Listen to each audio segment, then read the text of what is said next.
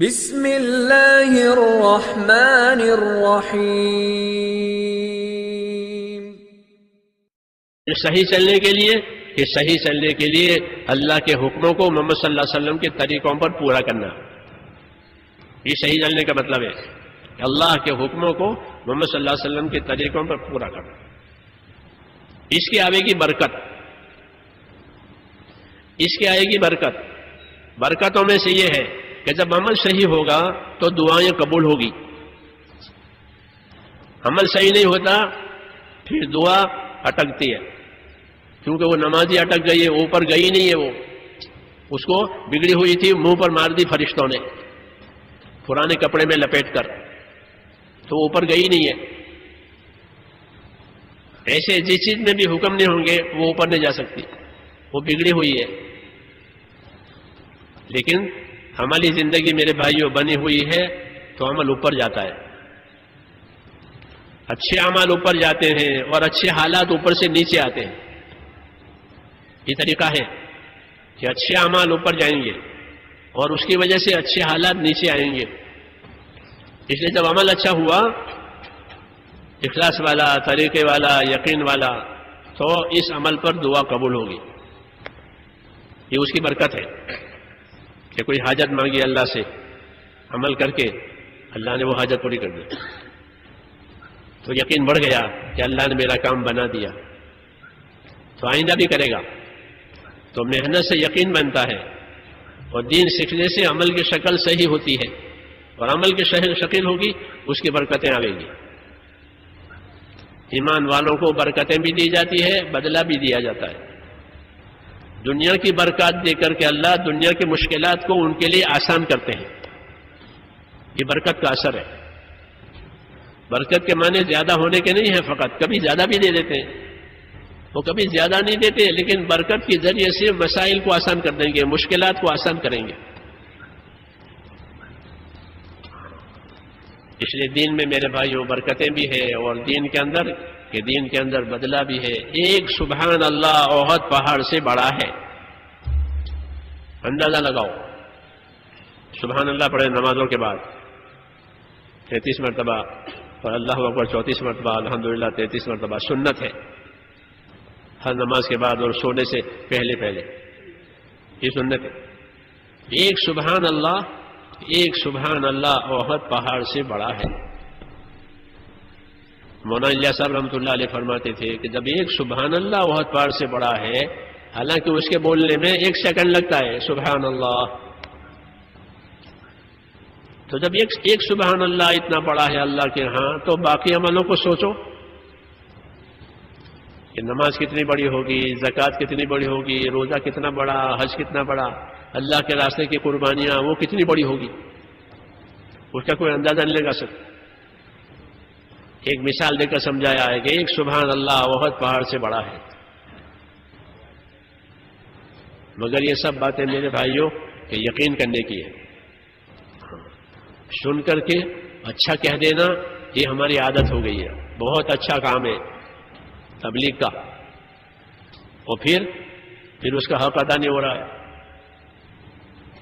تو یہ صحیح نہیں ہوا کہ کسی چیز کو اچھا بھی سمجھا اور اس کو چھوڑ بھی دیا، یہ صحیح نہیں ہے۔ اچھا سمجھنے کے بعد اپنے آپ کو اس کا پابند ہونا، اپنے آپ کو پابند کرنا، یہ اس کا نفع حاصل ہونے کا صحیح طریقہ ہے۔ جیسے بازار میں کوئی چیز اچھی لگتی ہے تو آدمی اسے خرید لیتا ہے، اور خریدی نہیں، اور گھر آ کر بیوی سے ذکر کیا کہ فلاں چیز میں نے بازار میں دیکھی تھی، بہت اچھی آئٹم تھی، وہ فوراً کہے گی کہ لے لائے کہ نہ، تو وہ سر پٹے گی۔ ہاں، یہ نادان بناوے گی کہ جب اچھی بھی کہہ رہے ہو، پاس پیسے بھی تھے، موقع بھی تھا، پھر بھی چھوڑ کے چلے آئے۔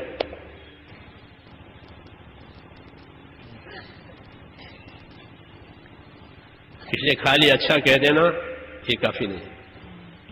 ابو طالب جو تھے حضور صلی اللہ علیہ وسلم چچا، آپ کی حیات، انہوں نے اپنے حیات میں حضور صلی اللہ علیہ وسلم کی بہت حمایت کی ہے، بہت حمایت کی۔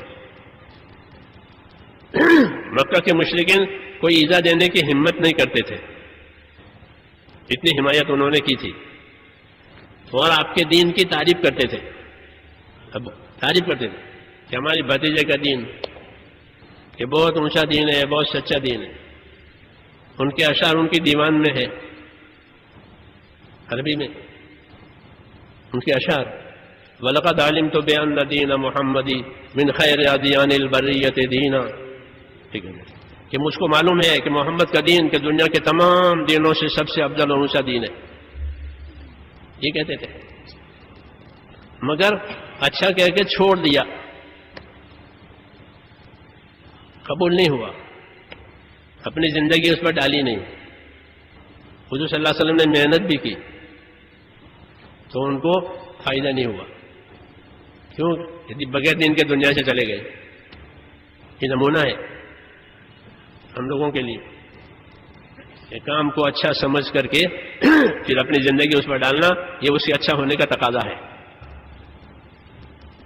یہ اس سے اچھا ہونے کا تقاضا ہے کہ بہت اچھا ہے کہ پھر خریدو، کما لو، ہاں دوسرے وقت پر مت ٹالو، یہاں آئندہ کریں گے، بعد میں کریں گے۔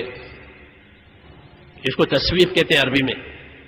تصویف کا مطلب یہ ہے کہ بعد میں کریں گے، کل کریں گے، عید کے بعد کریں گے، حج کے بعد کریں گے، رمضان کے بعد کریں گے،